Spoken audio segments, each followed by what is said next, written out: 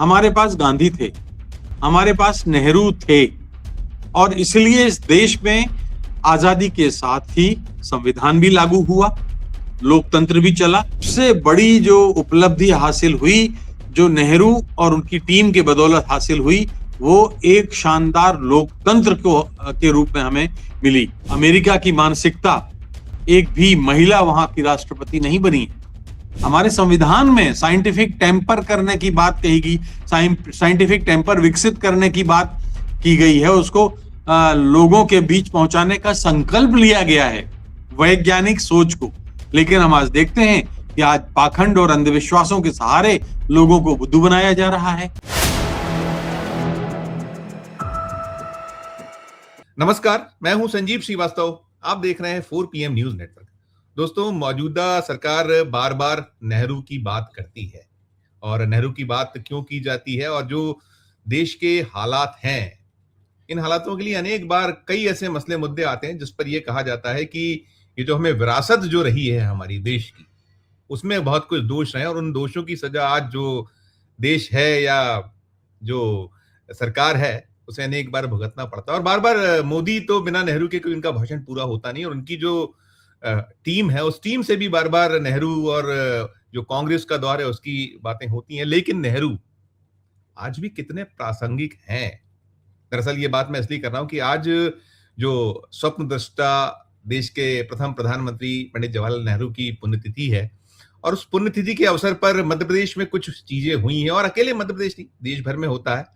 क्या हुआ है मैं आगे बताऊंगा, लेकिन जो पूरा ये एक सिलसिला है, अगर कई बार जो हम देखते हैं, पाते हैं कि वो दौर और आज का दौर, नेहरू जी ने जिन मुद्दों से शुरुआत की थी जब हम आजाद हुए थे, और आजादी के पहले भी उनके योगदान है, कांग्रेस का अपना योगदान रहा है, तो वो उस दौर में जो बातें शुरुआत हुई थी, देश को एक नया एक रूप देने के लिए, स्वरूप देने के लिए, वो आधुनिक भारत के निर्माता कहे जाते थे। तो जो कुछ उन्होंने किया वो किया, लेकिन आज हम कहाँ खड़े हैं? 2014 के बाद कहती है भारतीय जनता पार्टी की जो यदि देश को आजादी मिली तो वो मोदी युग में मिली। खैर, वो सब कुछ, लेकिन नेहरू की प्रासंगिकता, इसी पर बात करेंगे। चूंकि जैसा मैंने कहा कि आज पुण्यतिथि है, और एक बेहद बेहद खास मेहमान के पास चलेंगे। सबसे पहले उनको जोड़ना चाहूंगा, जुड़ता हूं। जुड़ गए, हमारे साथ हैं राजेश बादल साहब हैं। राजेश बादल साहब किसी परिचय के मोहताज नहीं है, 5 दशक से ज्यादा का आपका अनुभव, इसके साथ साथ आपका एक अलग अलग बड़े बड़े जो न्यूज प्रिंट्स क्या दौर था, चाहे नवभारत टाइम्स हो, नई दुनिया जैसे अखबार, फिर आप आज तक जैसे उस दौर का चैनल जो गोदी मीडिया नहीं कहलाया करता था, राज्यसभा टीवी, बड़ी एक बहुत बड़ा एक दौर रहा है राजेश जी का, और साथ साथ कई पुस्तकें लिखने वाले। और ये बात इसलिए भी कि आज जो राज्यसभा टीवी में रहते हुए युग पुरुष नेहरू नामक एक जो लघु फिल्म बनाई गई थी राजेश जी द्वारा, मध्य प्रदेश कांग्रेस के दफ्तर में उसे दिखाया गया, और उसमें मध्य प्रदेश के पूर्व मुख्यमंत्री, राज्यसभा के जो मौजूदा अभी सदस्य हैं कांग्रेस के, दिग्विजय सिंह, और पूरी की पूरी कांग्रेस टीम थी, और बहुत कुछ बातें हुई हैं। मैं शुरुआत यहीं से करूंगा। राजेश जी, वो जो आपकी फिल्म जो है, फिल्म तो बिल्कुल सभी ने देखी भी, पहले भी देखी, और आज भी उसकी प्रासंगिकता है, जो मैं प्रासंगिकता की बात करता हूं। लेकिन कैसे आज के दौर से हम तुलना, क्योंकि आज हुई है तुलना है वहां की, वो दौर और आज का दौर, तो एक शुरुआती आपका नोट क्या कहिएगा, दोनों जो नेहरू जी से जो शुरुआत और आज के दौर में जो बातें होती हैं, और नेहरू जी को कहीं कटघरे में खड़ा किया जाता है इस सरकार द्वारा, यहीं से शुरुआत। धन्यवाद संजीव। देखिए, जब इस देश को आजादी मिली तो हमारे पास एक ऐसा लहूलुहान देश था जिसके 2 टुकड़े हुए थे। पाकिस्तान अलग हुआ था, और एक ऐसा गरीब और फटेहाल देश था कि जिसको कभी किसी जमाने में सोने की चिड़िया कहा जाता था। लेकिन बरतानवी हुकूमत के दरमियान जिस तरह से उन्होंने इस देश को लूटा, वो उसने हमें दर दर का भिखारी बना दिया था। यहां तक कि जब अंग्रेज इस देश को छोड़ के गए तो क्या ब्रिटेन, क्या ऑस्ट्रेलिया, क्या अमेरिका, या और भी पश्चिमी देशों के बड़े बड़े दिग्गजों ने कहा था कि ये भारत में लोकतंत्र तो चलेगा नहीं, भारत नाम का कोई अस्तित्व में कोई देश ही नहीं रहा, तो भारत अपने आप चल ही नहीं सकता, भारत अपने अस्तित्व से, भारत का कोई अस्तित्व ही नहीं है, इस तरह की बातें औपचारिक रूप से अंतर्राष्ट्रीय मंचों पे कही गई। लेकिन देखिए कि आज हम जहां बैठे हैं और जिस हालत में बात कर रहे हैं संजीव, आज की स्थिति तो हम देख रहे हैं, लेकिन 1947 में ऐसी स्थिति नहीं थी। और जब जो पहली राष्ट्रीय सरकार बनी, जो कांग्रेस की सरकार नहीं थी और जिसके मुखिया जवाहरलाल नेहरू चुने गए, तो उनके सामने सबसे पहले लोगों के पेट भरने का संकट था, उनके सामने लोगों के पीने के पानी का संकट था, उस समय लोगों को स्वस्थ रहने का संकट था।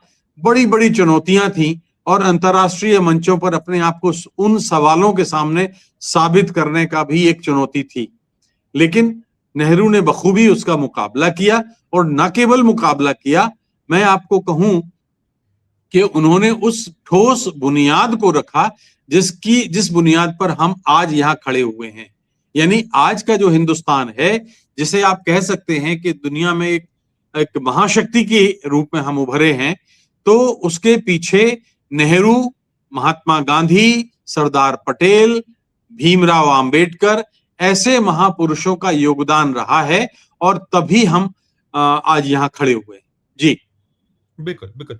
एक बड़ी मूल बात थी, जब ये दौर हमने आजादी पाई, तो नेहरू जी या जो हमारे बाकी जितने भी अपने नेतागणों का है, संप्रभुता, भाईचारा, एक बहुत, और फिर आधुनिक भारत एक बनाने की जो धुन थी वो तो थी, और उसमें बहुत कुछ काम हुए।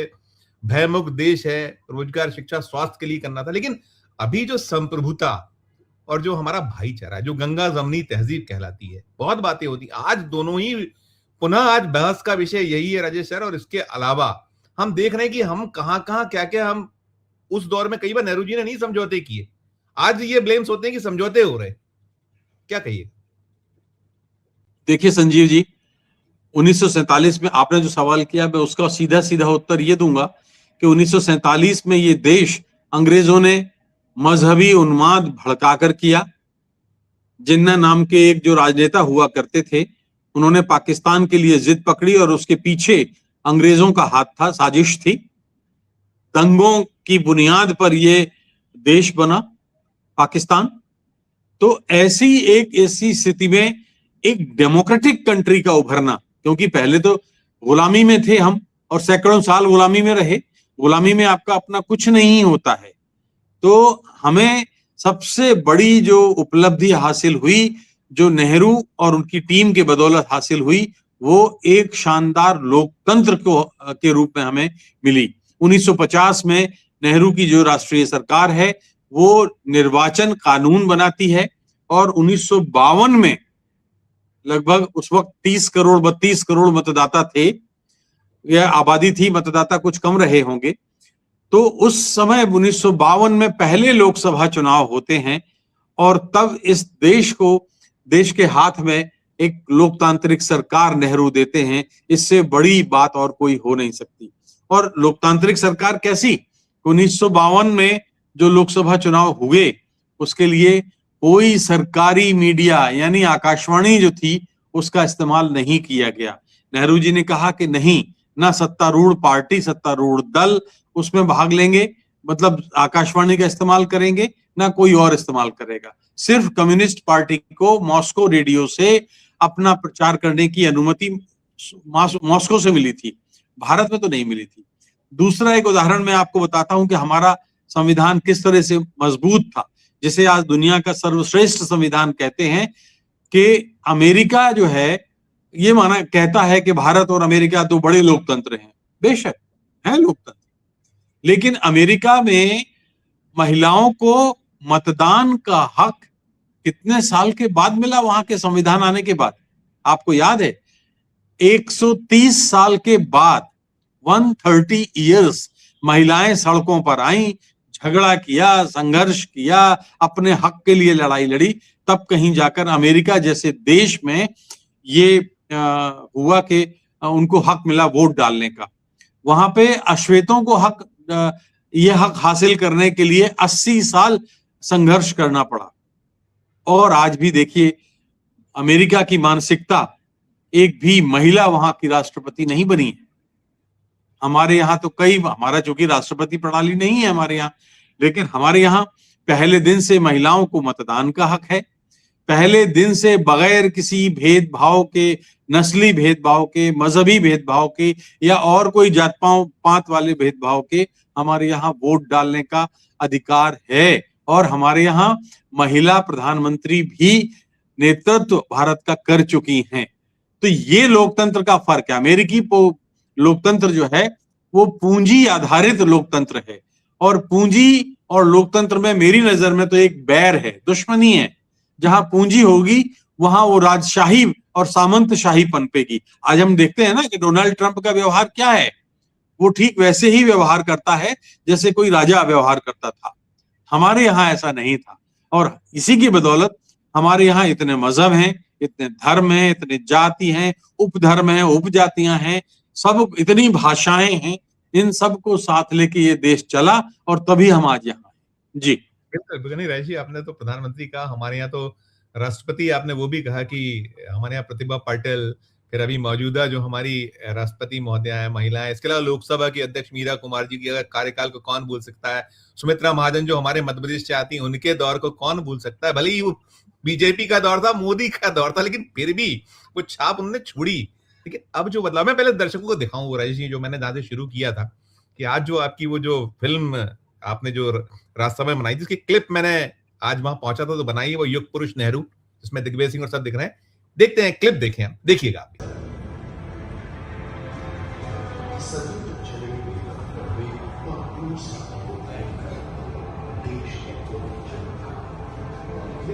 उस दौर का हिंदुस्तान कैसा था?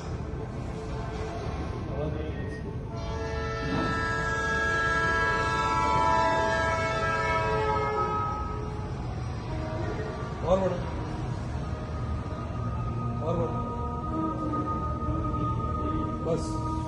देखिए दर्शकों, ये क्लिप मैंने इसलिए दिखाई कि ये हम आज जिस बात क्यों कर रहे हैं कि ये युग पुरुष नेहरू, और बाकी तो है ही, आज उनकी पुण्यतिथि है। पुण्यतिथि के अलावा जो उनका अवदान है, योगदान है, कौन भूल सकता है। इस भोपाल को बीएचईएल दिया था उन्होंने, इस हिंदुस्तान को भाखड़ा नंगल दिया, इस हिंदुस्तान को उन्होंने आईआईएम दिए, आईआईटी, क्या क्या नहीं सोचा। और आज कैसी बात है। मैं एक चीज पूछूंगा, आपने संविधान की बात की और मुझे उस पर भी आप बताइए, आपने आज वहां उस एक पूरी की पूरी जो संविधान का एक जो आपने फिल्म उस पर बनाई है, शायद 10 एपिसोड आपके राज्यसभा वाले हैं, वो भी आपने कांग्रेस को शायद आपकी तरफ से दिए हैं कि दिखाइए इसको, अपने लोगों को बताइए, क्योंकि नई जनरेशन को कई चीजें नहीं उतना है। हालांकि एक चीज जरूर मैंने राजेश जी की है, आप भी उस पर तस्दीक कीजिएगा कि जब जब नेहरू जी को लेकर ज्यादा बातें की गई और जो निगेटिविटी जो है इस सरकार में, जो नहीं मानती अपने पूर्वजों को, तो उनको देखा तो बहुत जा रहा, पढ़ा भी बहुत जा रहा है, जानना है लोग नेहरू क्या है।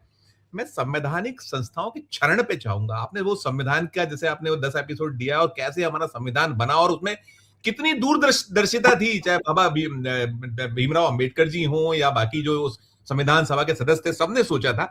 क्या कहिएगा, आज ये दौर है और ये बड़ी बड़ी बातें होती हैं दोनों चीजों में, आप कि हम कहां खड़े हैं, कितने कटघरे में, हमारा इलेक्शन कमीशन ऑफ इंडिया की क्या स्थिति है। अब तो मतलब जो हम सबसे आखिरी जो हम कहते हैं कि I will see in the court, supreme court को लेकर कहीं निराशा का भाव बार बार दिखता है। सब पर आपकी एक राय, टिप्पणी आपकी। आपने ठीक कहा। हाँ, मौजूदा दौर में निश्चित रूप से चूंकि हम अपने संवैधानिक रास्ते से जिम्मेदारी भरी संवैधानिक लोकतांत्रिक संस्थाओं के दायित्व से भटके हैं, और उनकी जो भूमिका है, हमने उनकी भूमिका को और सिकुड़ जाने दिया है। शायद इसलिए हमारे भीतर से उस भावना का भी लोप हुआ है। मैं आपको एक उदाहरण देता हूं, चूंकि हमारा बहुत सारे लोग कहते हैं कि भारत का संविधान तो अंग्रेज लिख गए थे। अरे भाई, अंग्रेजों के जाने का जब तय हो गया, तब भारत में संविधान सभा के गठन के चुनाव 292 सदस्यों का वाली ये संविधान सभा थी। उसमें आबादी के आधार पर वो उसके मतदाता तय हुए। 10 लाख की आबादी पर एक जो संविधान सभा का सदस्य निर्वाचित होता था। तो इस तरह से निर्वाचन हुआ, और संविधान सभा की बहस दिसंबर 1946 से और चली 1949 तक, और बाद में हमने 1950 26 जनवरी से इस लोकतांत्रिक को आत्मार्पित किया। आत्मार्पित का मतलब हम सबने अपने लिए स्वीकार किया। ये इसलिए दुनिया का सर्वश्रेष्ठ संविधान है संजीव, कि ऐसा दुनिया में, संसार में कोई संविधान नहीं है जो इतनी मेहनत मशक्कत के बाद तैयार किया गया हो। एक और उदाहरण मैं बताता हूं कि देखिए, हम सब जानते हैं, देखते हैं कि राज्यों में राष्ट्रपति शासन होता है, राज्यपाल उसका नुमाइंदगी करता है उस राष्ट्रपति शासन की। कभी आपने सोचा कि इस देश में राष्ट्रपति शासन क्यों नहीं होता? इस देश में राष्ट्रपति शासन क्यों नहीं लगता? कभी जब संविधान सभा में इस बात पर बहस हुई तो नेहरू जी ने एक तर्क दिया था, उससे साबित होता है कि वो कितने बड़े लोकतांत्रिक उदारमना थे। और उन्होंने कहा कि देखो भाई, राज्यपाल, अगर राष्ट्रपति शासन लगेगा राज्यों में तो राज्यपाल उसकी नुमाइंदगी करेगा और वो राष्ट्रपति के प्रतिनिधि के रूप में होगा। तो अगर किसी ना किसी दिन मान लीजिए कोई राज्यपाल निरंकुश हो जाए, अलोकतांत्रिक हो जाए, तो राष्ट्रपति के रूप में उसके ऊपर एक अधिकारी बैठा हुआ है जो उसको दंडित कर सकता है, उसको बर्खास्त कर सकता है।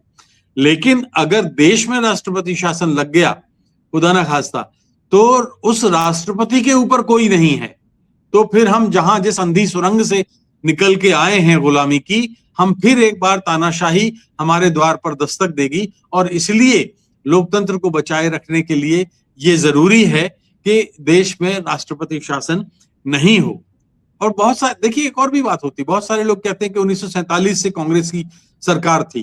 कांग्रेस 12 सदस्यों का मंत्रिमंडल था, 5 लोग 12 में से वो थे जो कांग्रेसी नहीं थे, जो नेहरू के विरोधी थे। लेकिन चूंकि नेहरू वास्तव में उस नारे को सार्थक करना चाहते थे, सबका साथ सबका विकास, उन्होंने सिंचाई, भाखड़ा नंगल बांध बनाया, दूसरे भी कई सारे बांध बनाए, भिलाई स्टील कारखाना बनाया, एम्स की नींव डाली, IIM Indian institute of management की नींव डाली, आईआईटी की नींव डाली, इसरो की नींव डाली, जहां हम अंतरिक्ष में जो छलांग लगा रहे हैं। आज विश्व में उपग्रह प्रक्षेपित करने वाला भारत सबसे बड़ा केंद्र है, तो किसकी बदौलत? इसरो तो नेहरू जी ने बनाई थी। परमाणु ऊर्जा आयोग किसने बनाया था? नेहरू जी ने बनाया था, जिसके बदौलत हम अपनी परमाणु क्षमता विकसित कर पाए। और हमने इस परमाणु शक्ति का अपनी आत्मरक्षा के लिए तो हम इस्तेमाल करेंगे, लेकिन इस परमाणु क्षमता का हमने शांतिपूर्वक विकास के कार्यों में इस्तेमाल करने के लिए हमने उसका उपयोग किया। जब दुनिया के तमाम देश परमाणु क्षमता से परिचित नहीं थे, तब हमने वो क्षमता विकसित की थी। जी बिल्कुल। नहीं, एक बड़ी आज बात चलती है, बार बार होता है, लोकतंत्र बचाइए, संविधान बचाइए, राय जी, ये बार बार उछलता है। प्रतिपक्ष की ओर से भी चीजें होती हैं, सत्ता पक्ष भी कहीं कहता है कि संविधान की केवल पुस्तक लेके घूमा करता है विपक्ष और उसको चिंता नहीं है, वो संविधान को कहीं खतरे में डाल रहा है। ये चीजें हैं, ये इसको लेकर कैसे इस पे हम, क्योंकि जो चीजें जब रखी गई थी, क्या आपको अंतर नजर आता है कि ये बार बार क्यों उठ रही है ये बात? मुझे लगता है कि शायद हमारे देश की एक बहुसंख्यक आबादी जो है, कुछ जो हमारी लोकतांत्रिक संवैधानिक मूल अवधारणा है, शायद उसको समझ नहीं पा रही है। शताब्दियों तक हम लोग गुलामी में रहे, राजशाही में रहे, तो हमारी मानसिकता में अभी भी उदार लोकतंत्र की जो एक स्पिरिट है, जो भावना है, शायद हम उसको स्वीकार नहीं कर पाए। एक बात तो ये है। दूसरी बात, मैं उसको कुछ दूसरे अर्थों में कुछ इस तरह से कहूंगा, अगर ये मैं आपका प्रश्न ठीक समझ पाया हूं तो, कि आप देखिए, हमारे पास गांधी थे, हमारे पास नेहरू थे, और इसलिए इस देश में आजादी के साथ ही संविधान भी लागू हुआ, लोकतंत्र भी चला, जो आज तक चल रहा है। पाकिस्तान में मालूम है आपका संविधान कितने साल तक नहीं बना था? पाकिस्तान में 10 वर्षों तक संविधान नहीं बना पाए थे, और उसके बाद में फौजी शासन आ गया, तो बार बार वो संविधान बदलते रहे। कहने का मतलब ये है कि आप केवल पाकिस्तान ही नहीं देखें, आप बांग्लादेश को देख लीजिए, आप भूटान को देख लीजिए, मतलब जिसको म्यांमार कहते हैं आजकल, और भी आसपास के देश ही नहीं, एशिया के तमाम, मिडिल ईस्ट के तमाम देशों को देख लीजिए, वहां लोकतंत्र की क्या दुर्गति हुई है। लोकतंत्र जो है वो वहां पे उसका कोई बहुत रूप, और तभी तो फिर जवाहरलाल नेहरू ने गुट निरपेक्ष आंदोलन की नींव डाली, क्योंकि वो उन देशों का की शासन प्रणाली तो नहीं बदल सकते थे, लेकिन कम से कम अपने अपने देश की आवाज तो ताकत शक्तिशाली ढंग से उठा सकते थे। मैं एक उदाहरण देता हूं आपको, नेहरू क्या थे। देखिए कि जब देश का बंटवारा हो गया जिन्ना की जिद पर, जब जिन्ना वहां गए तो उन्होंने अपनी असेंबली में, पाकिस्तान की असेंबली में भाषण दिया कि अब यहां पर सबको आजादी है, हर धर्म को आजादी है। हिंदू अपना धर्म मान सकते हैं, मुसलमान अपना धर्म माने, सिख अपना, बौद्ध अपना, ईसाई अपना।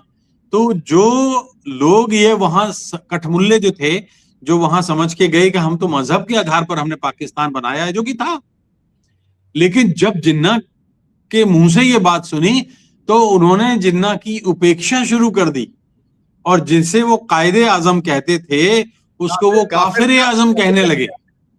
एक काफिर आजम यानी जब उनकी डेथ हुई तो कोई वहां पर नमाजे जनाजा के लिए तैयार नहीं था। आप ये देखिए, मरने से पहले जिन्ना ने कराची के एक अखबार में इंटरव्यू दिया, और इंटरव्यू में बीमार थे, काफी बीमार थे, टीबी थी उनको। तो उन्होंने कहा कि कोई मुझे जवाहरलाल के पास ले चलो, मैं जवाहरलाल के गले मिलकर के माफी मांगना चाहता हूं, मैंने ये मुल्क क्यों बनाया, और मैं बंबई में मरना चाहता हूं। ये देखिए, जो पाकिस्तान का संस्थापक था वो ये बात कर रहा था। तो नेहरू ये होता है। भारत की आवाज क्या थी? शताब्दियों तक गुलामी के कारण आजाद हुए थे, लेकिन नेहरू का अपना कद इतना बड़ा था कि देखिए 1950 से लेके और 1953 या 54 तक कोरिया युद्ध चला, दक्षिण कोरिया और उत्तर कोरिया में। इन 3-4 वर्षों में जंग के दरमियान 30 लाख मौतें हुई, 30 लाख। और उसके बाद संयुक्त राष्ट्र संघ ने जब पहल की तो वहां शांति स्थापित किसने की? जवाहरलाल नेहरू ने। जवाहरलाल नेहरू की शांति योजना काम आई, और उसके बाद से तीसरी दुनिया के देशों में, विकासशील देशों में, गुटनिरपेक्ष देशों में भारत की तूती बोलने लगी, भारत का डंका बजने लगा। ये जवाहरलाल नेहरू थे।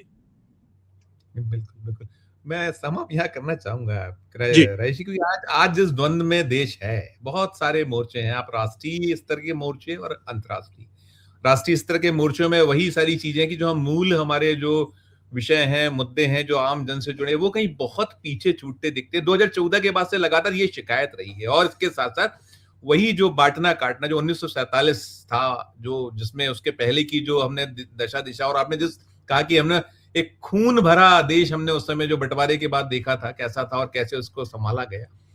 अगर नेहरू आज, जैसे हम प्रासंगिकता की बात करते हैं, होते, तो जो राष्ट्रीय मोर्चे और अंतर्राष्ट्रीय मुद्दे कई सारे हैं जहां ये बहुत ब्लेम्स हैं कि हम कहां हमने घुटने टेक दिए, कहां हम, आपने गुटनिरपेक्ष आंदोलन की बात की, आपने उनकी दबंगता, या जो हमारा दौर पूरा रहा है उसके बाद भी रहा है बहुत। हम अटल बिहारी वाजपेयी जी को कैसे भूल सकते हैं कि उन्हें इंदिरा जी ने भेजा था उनको कि जाइए और आप उसका हमारे वहां प्रतिनिधि और दूत के रूप में जाइए और देश के एक उसको करिए। तो क्या उनका रिएक्शंस क्या होते हैं, वो क्या कहते हैं, क्या करते हैं आज जो हम जिस हाल पे खड़े, यहां सम अप करना चाहूंगा एक टिप्पणी आपकी सब पर।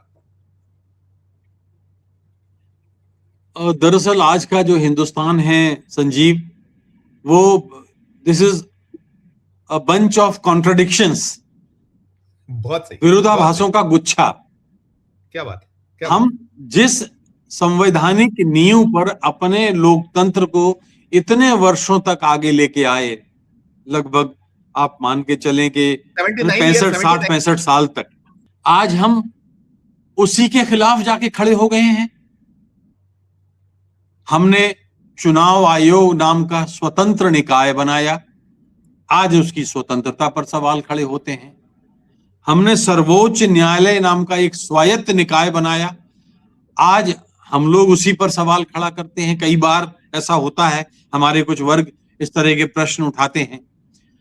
हमने शिक्षा के क्षेत्र में, रोजगार के क्षेत्र में, हमने तमाम जो प्रयोग किए वो अपने संवैधानिक आधारों पर किए। हमारे संविधान में शिक्षा को, स्वास्थ्य को, पानी को, खेती को, ये सबको मौलिक अधिकारों में इसलिए हमें शामिल किया क्योंकि सरकारें, ये सरकारों की ड्यूटी है, फर्ज है। आज शिक्षा को बेच दिया गया, निजीकरण जैसा हो गया। शिक्षा की जिम्मेदारी तो सरकार की थी। भटक गए जी।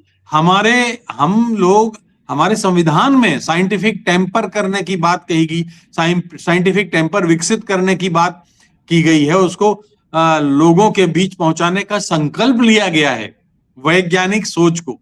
लेकिन हम आज देखते हैं कि आज पाखंड और अंधविश्वासों के सहारे लोगों को बुद्धू बनाया जा रहा है। तो इस तरह की बहुत सारी चीजें हैं जो हमारी संवैधानिक नींव में हैं, लेकिन हम व्यवहार जो कर रहे हैं वो उसके उलट कर रहे हैं। हमारी विदेश नीति वर्षों तक, देखिए जनता पार्टी की सरकार आई 77 में, थोड़ा सा वो उसका नीति का पलड़ा अमेरिका की तरफ झुका, लेकिन उन्होंने विदेश नीति नहीं छोड़ी। उसके बाद 1989 में आई विश्वनाथ प्रताप सिंह की सरकार, उन्होंने विदेश नीति नहीं छोड़ी, थोड़ा सा दाएं बाएं हुए, प्रो अमेरिका हुए। अटल बिहारी वाजपेयी की सरकार, देवे गौड़ा की सरकार, या और भी जो इंदर कुमार गुजराल की सरकार, थोड़ा बहुत दाएं बाएं होते रहे, लेकिन जो हमारी ठोस नींव विदेश नीति की थी, स्वतंत्र विदेश नीति की, उससे कोई विचलित नहीं हुआ। दुर्भाग्य से हालिया दौर में हमने कुछ ऐसी आप कह सकते हैं कि कुछ ऐसी चूक हमसे हुई है जिसमें हमने उस विदेश नीति का पालन नहीं किया, और नतीजा क्या है, हम कभी अमेरिका के साथ खड़े नजर आते हैं, कभी रूस के साथ खड़े नजर आते हैं, कभी ईरान के साथ खड़े नजर आते हैं, कभी ईरान, चीन और पाकिस्तान के विरोध में खड़े नजर आते हैं, कभी चीन के साथ खड़े नजर आते हैं। ये बड़ा अजीब सा घालमेल है कि जिसमें हमारी जो स्वतंत्र विदेश नीति है उस पर सवाल खड़े होते हैं। आज अमेरिका के जो राष्ट्रपति हैं डोनाल्ड ट्रंप हैं, आप जानते हैं कि पिछले कार्यकाल में उन्होंने लगभग 30,000 डॉक्यूमेंटेड झूठ बोले थे। तो जो ऐसा झूठा राष्ट्रपति हो उसको हम कितनी मान्यता दें? वो एक सनक भरे बादशाह की तरह व्यवहार कर रहा है। ईरान पे कभी भी हमला कर देंगे, कभी कहते हैं संधि हो गई है, कभी कहते हैं, मतलब ये विरोधाभासी जो उसके बयान हैं, और हम उन बयानों के सामने ठगे से हैं। हमने चाबहार बंदरगाह बनाया ईरान में, और आज हम चाबहार बंदरगाह का इस्तेमाल नहीं कर पा रहे हैं। ये तब आप कर पाते हैं जब आपकी जो रीढ़ है, सोच की रीढ़, विदेश नीति की रीढ़ मजबूत होती है। ये मैं कहना चाहता हूं कि कई मोर्चों पर हम ठिठके भी हैं और कई मोर्चों पे हम आगे बढ़े हैं, लेकिन कुल मिलाकर के तो हम उसका खामियाजा भुगत रहे हैं जो हमने अपनी बुनियादी चीजों से हम भटके हैं या उनका अमल हमने छोड़ दिया है। जी नहीं, बिल्कुल सर, मैं तो इस पे भी था, आपने बिल्कुल सारा एलाबोरेट कर दिया। क्योंकि देखिए कि कोई दूसरा मुल्क ये घोषित करे कि हमने युद्ध रुकवा दिया, दूसरा मुल्क ये घोषित करे अब आप तेल खरीद लीजिए, अब ना खरीदिए, दूसरा मुल्क ये घोषित करे कि आपके देश में फला फला राष्ट्र का प्रमुख खाने वाला है, बड़ा एक दर्द होता है कि हम कहाँ खड़े हुए हैं आज। इसलिए मैंने कहा कि जो आप कहते हैं नेहरू, लेकिन नेहरू हो या और बाकी हमारे जितने हुक्मरान हुए, उनका एक अलग व्यक्तित्व अलग था, एक उनका फैसले लेने का सिलसिला अलग था, और बड़े ठोस निर्णय सबका। मैं कहता हूं अगर ये जनसंघ ने कहा अटल बिहारी वाजपेयी जी, वो भी उनकी अपनी एक पूरी शैली थी। यहाँ हम कहाँ खड़े, ये इसीलिए मैंने आपसे सवाल किया था। है बेशक आपने बहुत अच्छा एलाबोरेट किया, मैं आपका बहुत शुक्रिया अदा करूंगा। क्योंकि क्यों नेहरू प्रासंगिक है, क्या भले ही कहती रहे भारतीय जनता पार्टी, लेकिन मतलब या उनके हुक्मर जो आका हैं वो कहते रहे, लेकिन उससे होना कुछ नहीं है। सच्चे वो स्वप्न दृष्टिया या जो उन्होंने एक आधुनिक भारत के निर्माता, शिल्पी, सब कुछ उसमें उस गाली से नहीं होने वाला है। शायद अपनी लकीर बढ़ाइए, दूसरों की ना मिटाइए, मैं ऐसा सोचता हूँ। यही लाके खत्म करूंगा, मुझे लगता है सही लाइन शायद यही होगी, मुझे लगता है। सजीव, अगर आपकी इजाजत हो तो मैं जाने माने और कालजयी शायर जी साहिर लुधियानवी ने जब नेहरू जी नहीं रहे तो उन्होंने एक बहुत अच्छी नज्म लिखी थी, उसकी कुछ लाइनें मैं आपको सुनाना चाहता हूं। मेरी एक अभी किताब आई है साहिर लुधियानवी का जो प्रामाणिक जिंदगी नामा है, उसमें ये नज्म का एक हिस्सा मैंने शामिल किया है। उसमें मैंने लिखा है, और जो साहिर की नज्म है कि जिस्म की मौत कोई मौत नहीं होती है। क्या बात है। जिस्म की मौत कोई मौत नहीं होती है, जिस्म मिट जाने से इंसान नहीं मर जाते, धड़कने रुक जाने से अरमान नहीं मर जाते, सांस थम जाने से ऐलान नहीं मर जाते, और होंठ जम जाने से फरमान नहीं मर जाते। जिस्म की मौत कोई मौत नहीं होती है। क्या बात है। बहुत, मैं इस पे अलग से एक पुस्तक पे बात करूंगा आपसे। आपका ये मैंने इसको सुना था, मैं इस पे करूंगा। दूसरा आपने जो जहां लाके समाप्त किया, मुझे लगता है यही वो एक फलसफा है पूरा, उसमें सार छुपा है कि इसको अगर समझ लिया जाए तो छोड़ दीजिए भय, छोड़ दीजिए। आप कहते हैं भय मुक्त भारत, लेकिन आप खुद भय में ऐसा प्रतीत होता है। जो फैसले आपके ही परिलक्षित करते हैं, हर नीति, चाहे विदेश नीति हो, अंतर्राष्ट्रीय मोर्चा और राष्ट्रीय हो। बहुत बहुत शुक्रिया राजेश जी, आभार आपका अच्छी चर्चा के लिए। धन्यवाद। धन्यवाद। तो मित्रों, आप ये सुन रहे थे हमारी चर्चा। हम जो आज पंडित जवाहरलाल नेहरू जी की जो पुण्यतिथि है 27 मई, उस पर हम जो ये फिल्म दिखाई गई, राजेश बादल जी ने जो राज्यसभा में रहते हुए बनाई थी, युग पुरुष नेहरू, और फिर संविधान को लेकर उनके जो एपिसोड हैं, बहुत कुछ है। इतना दिया है राजेश जी ने कि जिसका कोई सीमा नहीं। हम लोग उनके इसीलिए बहुत, हमारे लिए वो हमारे गुरु हैं, हमारे शिक्षक हैं, हमें हमसे सीखते रहते हैं। तो वही कुछ। और फिर ये जो सारा सार निकला है कि भारत को जो जिन्होंने बनाया, उनको अपने पूर्वजों को केवल कोस लेने से या उनको कटघरे में खड़ा करने से कुछ नहीं होना। जो मैंने कहा कि अपनी लाइन बढ़ाइए और कुछ दीजिए। वास्तव में जब दीजिएगा तो बात बनेगी। ये जो लफाजी जो होती है उससे बात बनने वाली नहीं। इस चर्चा में इतना ही, यही विराम दूंगा। और अंत में जो हम आग्रह करते हैं कि पूरी चर्चा को सुनने के बाद आपकी अपनी जो राय हो, टिप्पणियां हो, जरूर हमारे इस वीडियो के कमेंट बॉक्स में कीजिएगा कि नेहरू की प्रासंगिकता, आज की जो दौर है उसमें जो बातें हो रही हैं, और अच्छी लगे हमारी चर्चा तो चैनल को लाइक कीजिएगा, सब्सक्राइब कीजिएगा, ज्वाइन का बटन दबाइएगा तो हमारी हौसला अफजाई होगी। प्यार उसमें रखिए। देखते रहिए 4 PM न्यूज नेटवर्क। धन्यवाद, नमस्कार।